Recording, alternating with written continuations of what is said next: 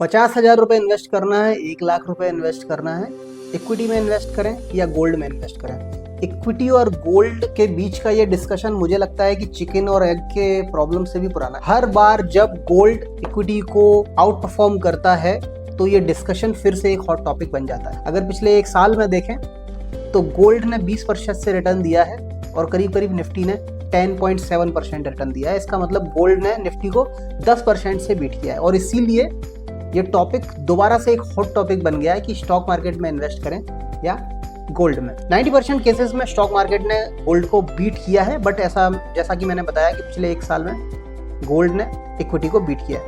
तो ये चार्ट आप देख सकते हो, गोल्ड ने इस साल 65,000 के आसपास चालू किया और आज की डेट में 84,000 के आसपास गोल्ड अभी ट्रेड कर रहा है। इसके अलावा जब निफ्टी 50 की बात होती है तो 21,800 से चालू करके निफ्टी 23,900 के आसपास अभी ट्रेड कर रही है। चूंकि तो क्या हम ये कंक्लूड कर सकते हैं कि गोल्ड एक अच्छा इन्वेस्टमेंट ऑप्शन है आने वाले 2 से 3 सालों के लिए? तो बिफोर आई कंक्लूड ये chicken egg problem, let me show you some graphs here.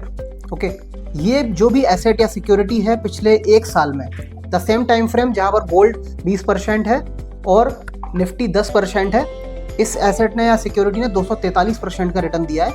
एक और सिक्योरिटी का शेयर करता हूं जो 303% अप है और इसके अलावा तीसरी सिक्योरिटी जो कि 110% अप है। Now what's the connection between equity, gold and these asset, और also which is the best asset class you should invest for? These graphs are nothing but stock prices of the companies which deal in gold and that is the connection. ये पहला जो chart मैंने आपको बताया ये PC jeweller का है, दूसरा सेंको गोल्ड का है और तीसरा कल्याण ज्वेलर्स का है। 100% से 300% तक के रिटर्न्स दिए हैं पिछले 1 साल में जब गोल्ड 20% से अप है। एंड ये होता है डोमिनो इफेक्ट की वजह से। मैं हमेशा ये बात बोलता हूँ कि अगर आपको कोई भी एसेट क्लास अच्छा लगता है, उसके एसेट में इन्वेस्ट करने से अच्छा आप उसके एसेट बेस्ड कंपनीज में इन्वेस्ट कीजिए। आपको गोल्ड अच्छा लगता है, आपको लगता है गोल्ड 20-30%, 40% हो सकता है। हर इन्फ्लुएंसर के मुंह पर आज की डेट में गोल्ड है, वो बोल रहे हैं यहाँ से डबल हो सकता है। अगर गोल्ड डबल होगा तो गोल्ड बेस्ड कंपनीज जो गोल्ड में मार्केटिंग करती हैं, गोल्ड में सेल्स करती हैं, मैन्युफैक्चरिंग करती हैं, उनके सेल्स कहाँ जाएंगे आप ये सोचिए, उनके प्रॉफिट्स कहाँ जाएंगे। और ऐसी कंपनीज जब अच्छा करती हैं तो उनके जो स्टॉक प्राइस होते हैं 4-4, 5-5 गुना होने की भी अपॉर्चुनिटी रखते हैं। ये डोमिनो इफेक्ट से होता है, इस चीज को समझते हैं। मान लीजिए कि जब गोल्ड अच्छा नहीं कर रहा था, मान लीजिए 4-5 साल से गोल्ड उसी प्राइसेस पर था और जो बिजनेसेस हैं जो गोल्ड मैन्युफैक्चरिंग और गोल्ड मार्केटिंग में काम करते हैं, मान लीजिए किसी बिजनेस का सेल्स था 1000 करोड़, रॉ मटेरियल कॉस्ट आता है 800 करोड़ पर, ऑपरेशन कॉस्ट मान लीजिए 100 करोड़, तो उसका जो इबीटा होता है वो 100 करोड़ होता है, जो कि 1000 करोड़ माइनस 800 करोड़ माइनस 100 करोड़ वो आपका इबीटा होता है। जब आप इंटरेस्ट, डेप्रीशिएशन, टैक्स और अमोर्टाइजेशन को हटाते हो, जो कि करीब करीब 70 करोड़ हम ले सकते हैं, तो आपका पीएटी मतलब प्रॉफिट आफ्टर टैक्स आता है 30 करोड़। मान लीजिए कि आपका स्टॉक प्राइस 100 रुपए है इस टाइम पर। अब ऐसा मानते हैं कि जो एसेट में आप इन्वेस्ट करने वाले थे, इस केस में गोल्ड है, मान लीजिए कि गोल्ड के प्राइसेस में 20% की वृद्धि हुई है और उसकी वजह से वॉल्यूम इंक्रीज भी हुआ है 15% का। क्योंकि आप देखते हैं जब भी एसेट प्राइसेस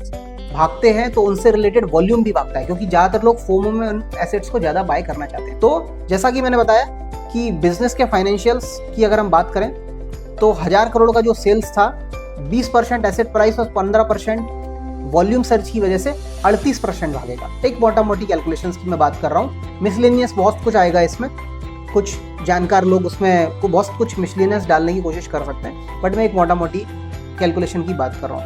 अगर मैं रॉ मटेरियल कॉस्ट की बात करूँ तो सिर्फ और सिर्फ 20% से भागेगा, क्योंकि गोल्ड के प्राइसेस में तो सिर्फ 20% ही इंक्रीज हुआ है। ऑपरेशन कॉस्ट 100 करोड़ का ज्यादा से ज्यादा 102 करोड़ तक जाएगा, क्योंकि ये एक फिक्स कॉस्ट है। जो एम्प्लॉइज कॉस्ट है या फिर जो ऑफिस कॉस्ट है या फिर जो मैन्युफैक्चरिंग एरिया को मेंटेन करने की कॉस्ट है, ये उतनी ही रहने वाली है। इसको काटने के बाद अगर मैं इबिटा देखता हूँ, जो पहले 100 करोड़ था वो 238 करोड़ हो जाए। कैसे?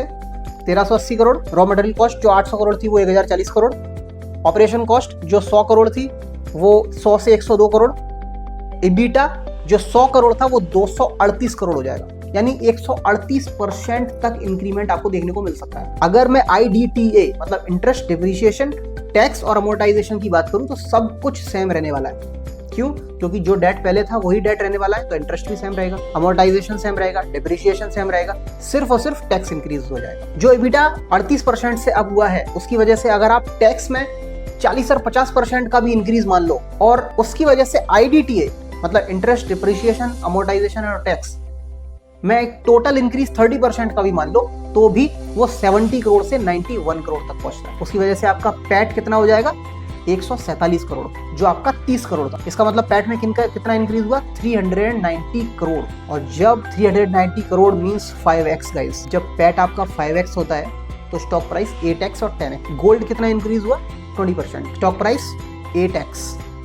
And this is what domino effect is. एक छोटे से छोटा एसेट प्राइस का इंक्रीज आपके स्टॉक प्राइस को 8 गुना से 10 गुना तक लेके जा सकता है। सेम रियल एस्टेट में होता है, सेम स्टील में होता है, सेम कोल में होता है, सेम गोल्ड में होता है। हर कमोडिटी से रिलेटेड बिजनेस इसी तरह से काम करते हैं। तो अगर हम इन डोमिनो इफेक्ट को देखें तो एक बहुत बड़ा पैसा बनाने की पॉसिबिलिटी है, और इसीलिए मैंने आपको बोला गोल्ड और इक्विटी की डिबेट में मत फंसिए। इससे हम किस तरह से बड़ा पैसा कमा सकते हैं उस पर फोकस कीजिए, और वो जब हम गोल्ड बेस्ड बिजनेसेस में हम इन्वेस्टिंग करेंगे तब बहुत बड़ा पैसा बनेगा।